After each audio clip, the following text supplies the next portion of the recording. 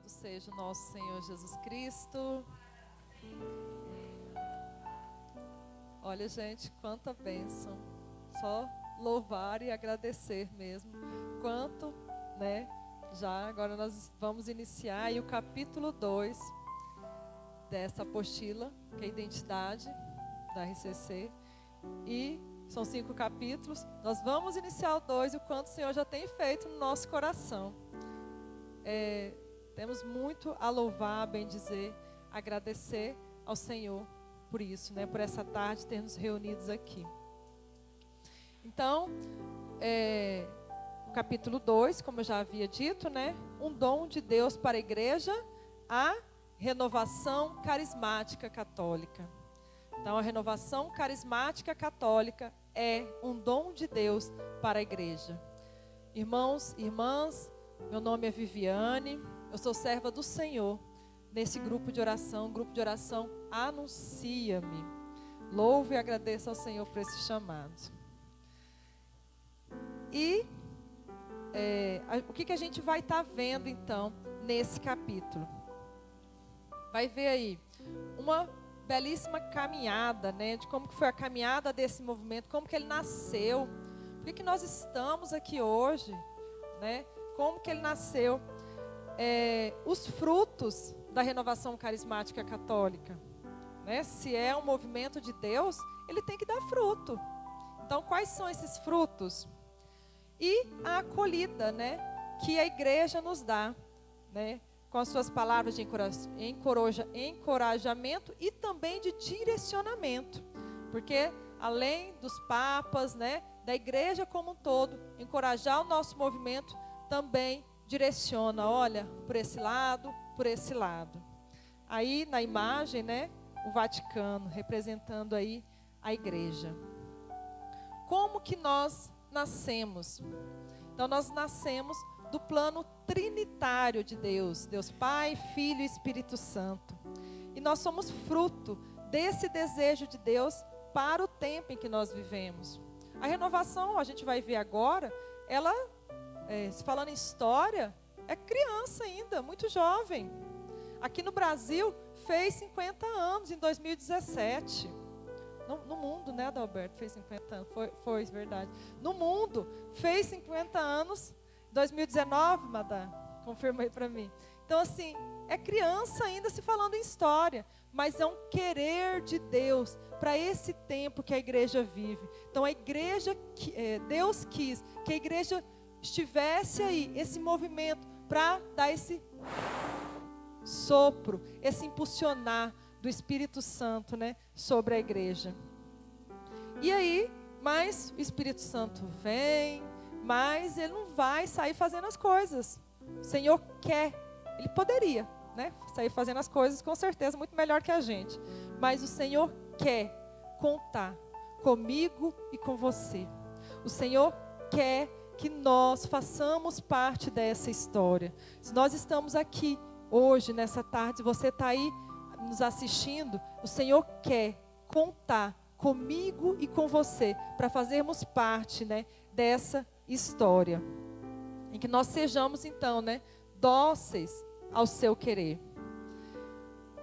Durante algum tempo, a igreja rezava-se pouco ao Espírito Santo. Não rezava-se como nós rezamos hoje, a todo momento, assim, às vezes, ainda mais nós que somos carismáticos, né? Cada 3 minutos, vem Espírito Santo, vem Espírito Santo, vem Espírito Santo. Você ainda não está nessa fase, vai chegar agorinha. Então, nós, hoje, temos aí, clamamos o Espírito Santo, buscamos ter essa intimidade, mas nem sempre foi assim. Então, na igreja, passou, logo no início, né, já houve lá, já se colocou, né, que Deus é um Deus tríduo, Deus Pai, Filho e Espírito Santo. Só que as orações, o clamor ao Espírito Santo era um pouco devagar, digamos assim. E aí, então, no finalzinho de 1800, assim, 1895, 1886, na verdade, a beata Helena Guerra, Helena Guerra, uma beata, uma religiosa, ela então sentiu uma missão profeta, impulsionar do Espírito Santo no seu coração para que ela incomodasse a igreja. Agora eu fico imaginando, o que não pensou, né? Gente, ela vivendo a sua simplicidade de religiosa, né? O Espírito Santo mandou ela escrever cartas ao Papa, pedindo aí então um novo renovar da igreja, né? Através do retorno ao Espírito Santo. Então, ela, na sua humildade, começou a escrever cartas. Essas cartas foram escritas então entre 1895 a 1903. E quem era o Papa da época? Era o Papa Leão XIII. O Papa Leão XIII, na sua docilidade, ele ouve e acolhe aquilo que o Senhor está dizendo para a igreja. Ele ouve e acolhe, e aí nesse momento então ele realmente ouve, ele faz aquilo que ele acha que deve ser feito, né? Em maio de 1895, o Papa Leão XIII pede à igreja para celebrar cada ano, entre a festa da Ascensão e Pentecostes, uma novena ao Espírito Santo. O que nós estamos fazendo? O que tem hoje, gente? Novena ao Espírito Santo, né? Então estaremos lá firme com a graça de Deus. Então, uma novena então litúrgica, né? A novena de Pentecostes é uma novena litúrgica. E em maio de 1997, o Papa Leão XIII publica a primeira encíclica dedicada ao Espírito Santo, Divino Illude Munus, que fala sobre a doutrina do Espírito Santo. E não fica por aí. O Papa Leão XIII também teve aí, né? Depois, mais para frente, a gente vai ver que mais para frente ele vai consagrar o século que nós estávamos vendo, que estava no final do século, né? Estava 1895, né? Então, ele vai consagrar os anos de 1900 para o Espírito Santo, ao Espírito Santo. Ele vai consagrar. O Papa, então, ele teve essa abertura, mas os bispos, né? Infelizmente, não acolheram, né? Não responderam com tanto ardor, né? Esse apelo. E aí, Helena Guerra não desiste e continua estimulando as pessoas, né? Ela pega isso realmente na vida dela como a missão. Depois a gente vai ver que ela ficou conhecida como apóstola do Espírito Santo. Conhecida não, né? O Papa nomeou ela como apóstola do Espírito Santo. Então, ela começa a estimular, a fazer panfletos, a fazer livros, a falar do Espírito Santo para as pessoas, da forma que ela conseguia. E aí ela tem uma atitude ainda mais ousada.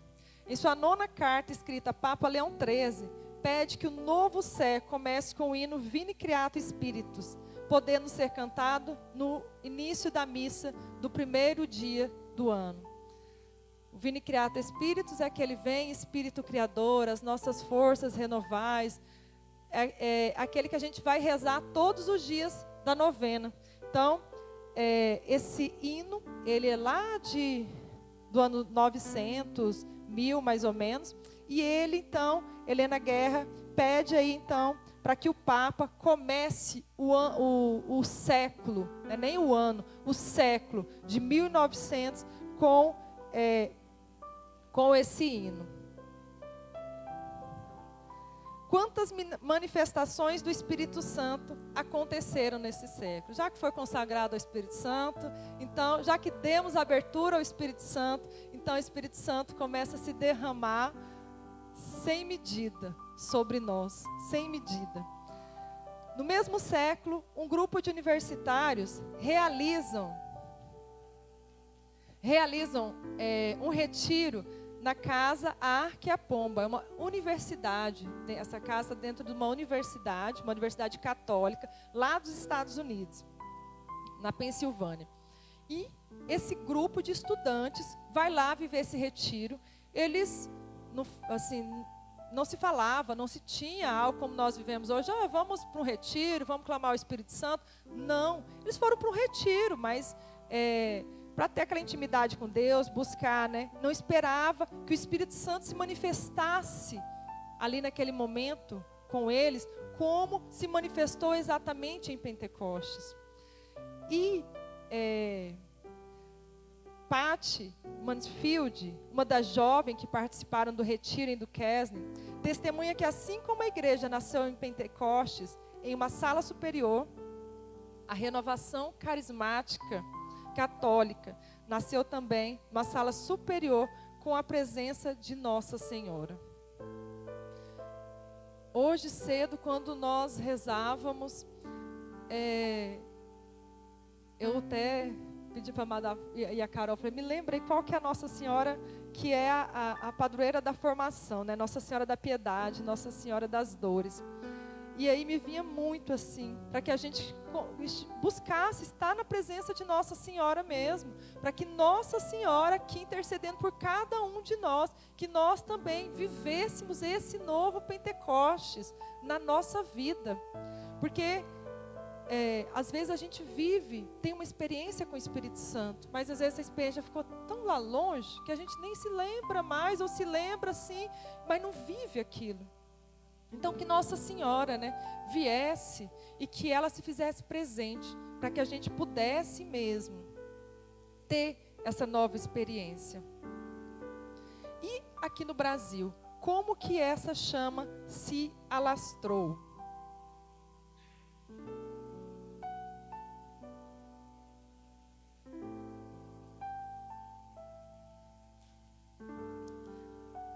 Então, os acontecimentos lá de Duquesne, lá da universidade, lá nos Estados Unidos, aqueles acontecimentos, eles não ficaram só lá.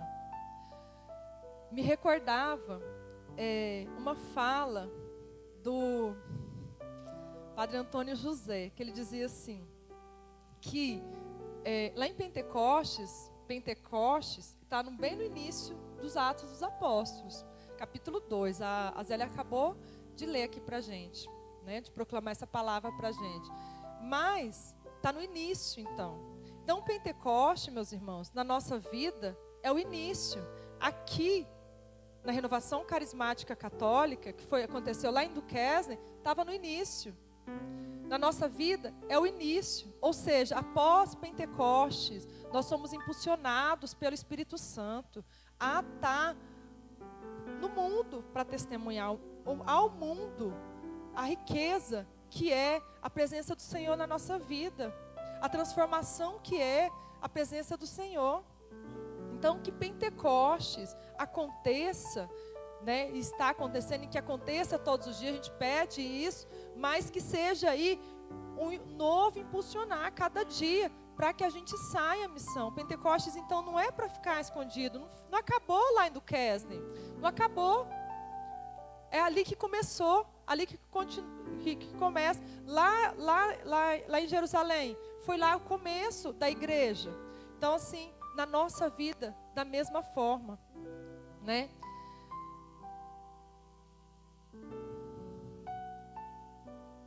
Aquele acontecimento, então, se espalhou, né, como corrente a transbordar.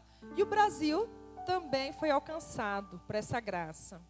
O padre Eduardo Dolgert, ele sempre está na televisão aí, não sei qual rede que ele é.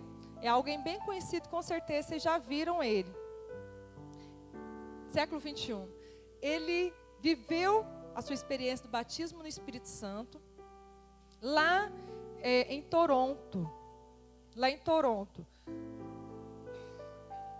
no Canadá. E aí, ele trouxe consigo um livro, né? E deu esse livro de presente para o outro padre, amigo seu. O livro é A Glow White the Spirit.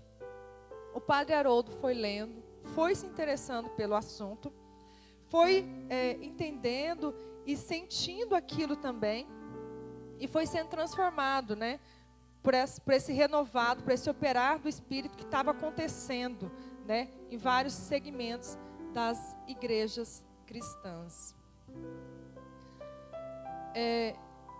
Talvez possamos dizer que o momento catalisador dessa graça no Brasil ocorreu na Vila Brandina, em uma antiga cidade, uma antiga fazenda, pertencente à Federação das Entidades Assistenciais de Campinas, que havia sido cedida ao Padre Haroldo para a realização, então, dos seus encontros com os jovens.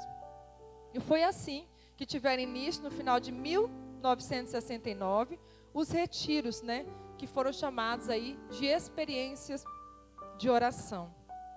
E a chama também não fica ali só em Campinas, ela também continua se alastrando por todo o Brasil. Momento marcante, né, para o alastramento dessa chama foi a chegada do então Padre Jonas Abib, que fez sua experiência de oração no final dos anos de 1971. Ele, que já vinha de uma expressiva caminhada de encontros com os jovens, passa agora a trabalhar com as experiências de oração a partir do Vale do Paraíba, que se espalha por todo o Brasil. Então, nosso amado Padre Jonas, né, que teve a sua experiência de batismo no Espírito Santo, e a partir disso, ele também, já trabalhando aí com jovens, e o Espírito Santo já coloca ele para fundar rádio, televisão e dar frutos. A chama do Espírito Santo, né, continua se alastrando então. Os relatos acima mostram o chamado do Espírito Santo vai se espalhando por todo o país. A partir dessa experiência de oração, aí vai nascendo os primeiros grupos de oração. Eu me recordo, com certeza as pessoas que têm uma mais antiga de caminhada aqui também se lembram que a igreja, ela não acolhia muito bem. Como eu disse lá no início, né? O Papa acolheu muito bem. Só que os bispos começaram a ficar meio desconfiados. Não existia, assim, um conhecimento, algo para que eles aceitassem esse movimento, para que realmente é católico mesmo esse movimento. Então, se havia uma certa, assim, até desconfiança. Será que isso é de Deus? Será que isso é nosso? É da nossa igreja? Então, assim, o Papa, você vê como que Deus é perfeito, né? O Papa colocou lá, Jesus colocou lá Pedro para comandar a sua igreja.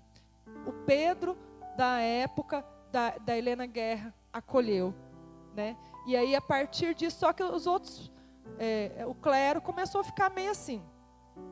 Mas quando a coisa é de Deus realmente, meus irmãos, não tem como, né? Então, no início da renovação aqui no Brasil, aqui no Mato Grosso, nos anos de 1990, mais ou menos, 95 a 2000, mais ou menos, eu participava de um grupo de oração, Leonto Garças. Fazei tudo que ele vos disser, o nome do grupo de oração. Foi o primeiro que eu tive a graça de participar.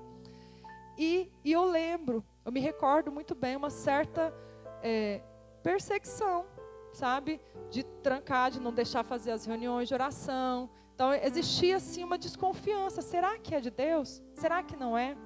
E a partir, então, desses momentos, né? A gente vai ver que, mais para frente um pouquinho, a gente vai estar vendo aí como que os papas foram afirmando a renovação carismática católica, como é o tema desse capítulo aí, é um dom para a igreja. Deus está dando a renovação carismática católica para que a igreja possa aí, viver aí uma nova época, um novo Pentecostes. Certo? Mas, para que realmente seja algo de Deus, nós precisamos dar frutos.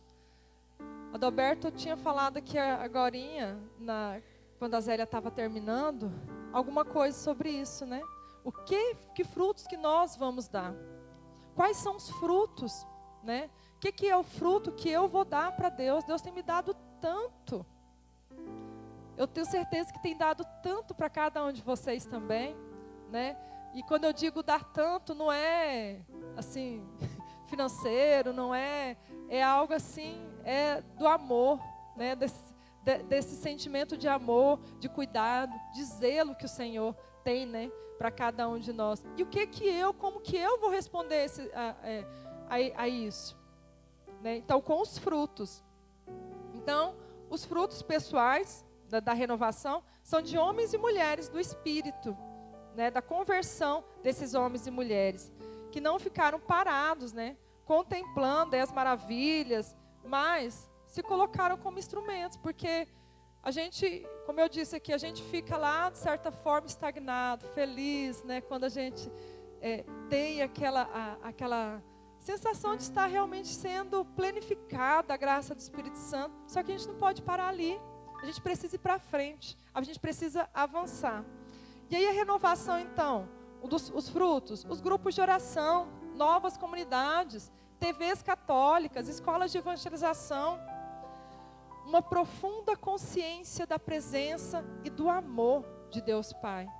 Então nós temos que ter isso conosco, essa certeza do amor, do cuidado, do zelo, né, de Deus Pai conosco.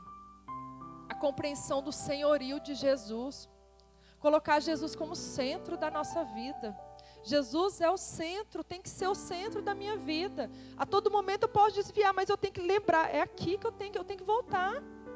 Eu preciso ter essa consciência de quem é o Senhor, de quem manda na minha vida. Não sou eu que faço o que eu quero. É o Senhor que tem que fazer. E eu deixar o Senhor trabalhando em mim. Deixar Ele mesmo ser o Senhor da minha vida. Eu tenho que planejar, eu tenho que sonhar, eu tenho que ter objetivos. Mas se isso não for da vontade do Senhor, que o Senhor tire. E se o Senhor tirar, louvado seja Deus. Que nós aprendamos a louvar o Senhor em tudo, a todo momento. Porque se às vezes a gente pensa alguma coisa para a nossa vida que não deu certo, louvado seja Deus. Né? Qualquer situação, louvado seja Deus. Louvado seja Deus por tudo. Jesus é o Senhor da minha vida, eu tenho que colocar isso. Ele é o Senhor da minha vida. Então eu não preciso pegar o controle, depois devolver. Não, deixa com Ele. Então nós temos que ter essa compreensão, né? A intimidade com Deus na oração, né? Como que eu tenho buscado, como que eu tenho vivido isso? Eu tenho buscado rezar, eu tenho buscado a palavra, eu tenho buscado os sacramentos. Eu tenho tido amor pela igreja, eu tenho buscado viver, estudar, buscar aquilo que a igreja fala para eu fazer. E um novo poder e desejo de testemunhar. Então, o testemunho, ele vai vir, vai brotar em mim, após eu estar lá na palavra, após eu estar buscando intimidade com Deus, após eu estar vivendo, deixando o Senhor ser o Senhor da minha vida. Então, aí o testemunho vai brotando. E o testemunhar, meus irmãos, não é estar aqui na frente com o microfone testemunhando. O testemunhar tem que ser primeiro dentro da minha casa, na minha intimidade, com meu esposo, com meus filhos, lá no meu trabalho. Como que eu testemunho? Será que as pessoas olham para mim e vê que eu sou diferente? Ou eu sou igual a todos no mundo? Será que as pessoas conseguem olhar para mim e perceber alguma diferença? Alguma diferença, né, de paz, de amor, de alegria? Será que elas conseguem ver isso em mim? Então, eu preciso dar esses frutos aonde eu estiver. Eu preciso levar isso comigo aonde eu estiver. E o Espírito Santo faz uma coisa tão simples e maravilhosa ao mesmo tempo, que não precisa ser forçado. Porque se eu estou aberto realmente ao querer de Deus, aquilo vai acontecer com tanta naturalidade, que não precisa ser forçado, não preciso fingir de boazinha, não preciso disso. Eu só vou viver naturalmente como o Espírito Santo, na obediência, como Ele quer que eu viva. E aquilo vai acontecer naturalmente, então. Aí temos também as manifestações do dom de línguas, né? A tomada de consciência de uma guerra espiritual que nós vivemos. Nós temos que ter essa certeza, temos que saber disso. Existe uma guerra espiritual e nós estamos no meio dessa guerra. O chamado, a purificação e a santidade. Eu sou chamada à santidade. Eu sou chamada. Mas como o povo diz, né? É santo de altar. Eu sou chamada à santidade. Eu busco a santidade. Cada um de nós temos que buscar. Temos que é difícil, é complicado. Às vezes, é difícil assim, no nosso humano, no mundo que a gente vive, mas não é impossível. Nós podemos. Se Jesus falou, olha, sede santos como meu Pai do céu é santo, eu posso, você pode? Então, que busquemos, né? Desejo de obter a unidade cristã e chamado para servir as necessidades dos outros. E como que foi, então, essa acolhida, né? Como eu disse, da igreja. E as palavras de encorajamento dos papas, como os papas falam, então, a renovação carismática católica. Então, o Papa Leão XIII, né, já fez 3 documentos lá no início, lá com a Helena Gerli, já na hora falou, olha, é isso mesmo que o Senhor quer. E já faz 3 documentos aí sobre a questão do retorno ao Espírito Santo. Na celebração eucarística, como eu disse, foi cantado o Vini Creato Spiritu. Acho que eu não coloquei aqui, mas e também foi consagrado, como eu já disse, o século XX, né? Século XX lá em 1900 a 1999. O século XX, então, foi consagrado, foi bem o nascimento da renovação, foi consagrado ao Espírito Santo. No dia 17 de maio, o Papa João 23, né, ele já era João 23, em 1959, né, ele que beatifica Helena Gerli e designa como apóstola do Espírito Santo. E aí vai haver um concílio, e para esse concílio ele faz o convite para o concílio, e ele faz o convite a essa oração. Espírito Santo, vossa presença dirige a igreja no caminho certo. Nós vos pedimos, derramai a plenitude de vossos dons sobre esse concílio ecumênico. Renovai vossos milagres em nossos dias, em vista de um novo Pentecostes. E o Papa Paulo VI. O concílio, então, ele começa com o Papa João 23, mas termina com o Papa Paulo VI. E aí, ele afirma, se realmente amamos a igreja, o principal que devemos fazer é fomentar nela a efusão do divino Paráclito, o Espírito Santo. Ou seja, nós amamos a igreja, nós devemos então fomentar, nós devemos então valorizar, né, todo o movimento que está aí querendo, né, difundir o nome do Espírito Santo.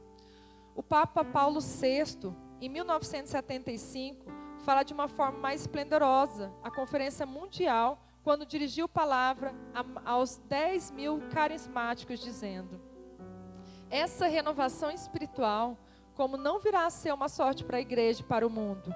E neste caso, como não adotar todos os meios para que assim continue sendo? Ou seja, era realmente, né, o coração dele já dizia, realmente é um projeto de Deus, é um projeto de Deus. E aí nessa ocasião, o Papa volta-se para o cardeal Suenes e diz: gostaria de agradecer-te, não em meu próprio nome, mas no nome de Jesus, por quanto já fizestes pela renovação carismática no mundo, e pelo que fará um futuro para assegurar e manter seu lugar no coração da igreja e dentro das linhas de ensino. Só para a gente saber, o cardeal Suenes, então, ele foi lá, que conversou com o Papa Paulo VI, dizendo como esse movimento estava surgindo. Ele não falou assim, olha, não é interesse daquele padre, daquele leigo, que eles querem um movimento para eles. É algo que não tem alguém assim que está por trás disso. É o próprio Espírito Santo. É o próprio Espírito Santo soprando, então. E esse Espírito Santo que sopra, que faz, é Ele que está por trás da renovação carismática. Não existe alguém com algum interesse, né, sobre isso.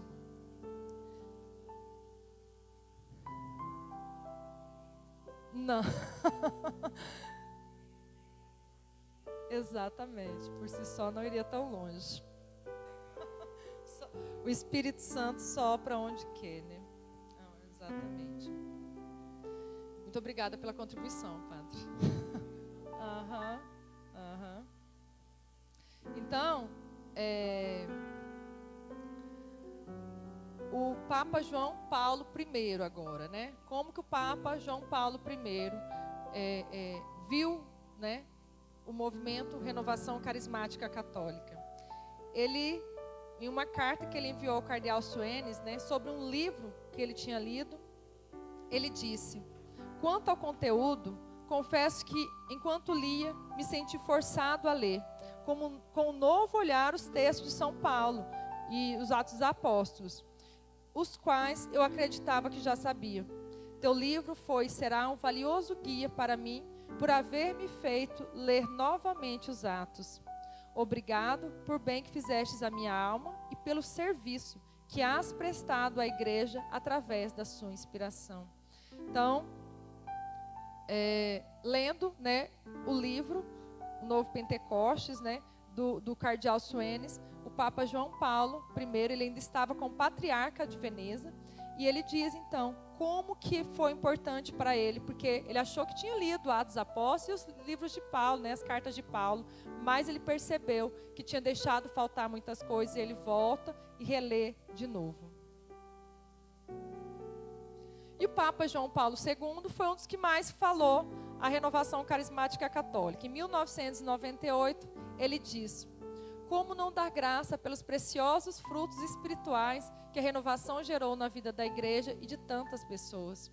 Quantos fiéis leigos, homens, mulheres, jovens, adultos e anciões somos nós, né? Quantos de nós, né, puderam experimentar a própria vida, o maravilhoso poder do Espírito Santo e seus dons? Quantas pessoas redescobriram a fé, gosto pela oração, força e beleza da palavra de Deus, traduzindo tudo isso num generoso serviço à missão da igreja? Quantas vidas mudaram de maneira radical? Por tudo isso, hoje eu desejo louvar e agradecer ao Espírito Santo. E o Papa Francisco, né? Em 1º de julho de 2014, ele diz: espero de vocês que partirem com todos a graça do batismo no Espírito Santo. Gente, se a gente... eu lembro de uma pregação que o nosso atual presidente, né, do Conselho da RCC, aqui no Brasil, disse: olha, nós não podemos chegar no céu sozinhos. Nós nem vamos para o céu se a gente for chegar sozinho lá. Nós temos que chegar com uma multidão, e essa multidão chegará lá junto, né, quando nós levarmos a todos essa graça do batismo no Espírito Santo, como o Papa pede que nós façamos. Papa Francisco, Papa dos nossos dias, ele pede então e coloca isso para mim e para você. É um enviar que ele nos dá, é uma missão que ele nos dá. Olha, partilhem com todos a graça do batismo no Espírito Santo. E continua também dizendo: vós, renovação carismática católica, recebestes um grande dom do Senhor, nasceste de um desejo do Espírito Santo como uma corrente de graça na igreja e para a igreja. Essa é a vossa definição, uma corrente de graça. Então, meus irmãos...